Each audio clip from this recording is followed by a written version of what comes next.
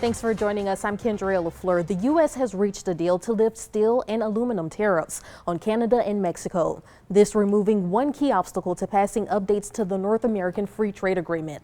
Last year, the president cited a national security threat when he put a 25% and 10% tariff on steel and aluminum imports.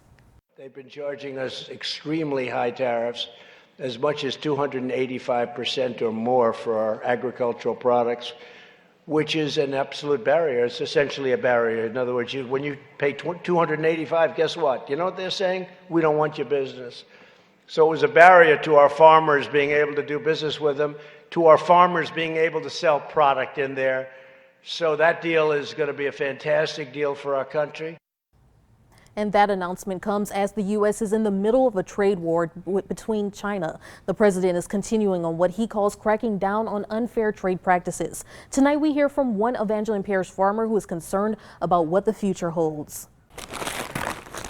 It's about 600 acres worth of soybeans that have yet to be planted. We're about 4 weeks behind normal planting dates, and that in itself has a decrease in yield. So decrease in price, decrease in yield, because the delayed planting season we're in today can have a dire impact on soybean producers around the state.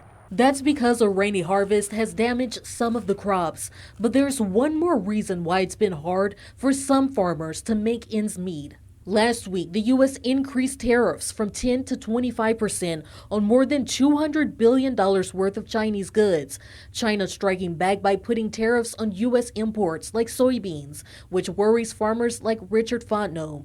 Well, the uncertainty is as we're going into the 2019 planting season, the prices that we can receive for the commodities have decreased from a year ago, and there's a lot of pressure on the market. And as these tariff agreements go in place and as these trade talks continue with no uncertainty, it puts additional pressure on the market. So as a producer, it's very difficult to go out into a crop and put it in the ground and not sure where you're going to end up selling it at the end of the year. So that kind of uncertainty puts a pretty good financial risk. Fontenot says while farmers are caught in the crosshairs of the feud, he hopes the outcome could bring change. You know, as this administration moves forward as for trying to get equitable, fair trade balance, it's crucial. I'm a 4th-generation operation. I have a young man that's 12 years old. If there's an opportunity for him to come in at any point in time, I'd like that opportunity to be there. Without good trade practices, without good trade balances, without good trade partners that are fair and accountable and balanced, we won't be able to sustain agriculture for generations to come. And coming up tonight at 10, we break down how those tariffs are also affecting you, the consumer, and your wallets.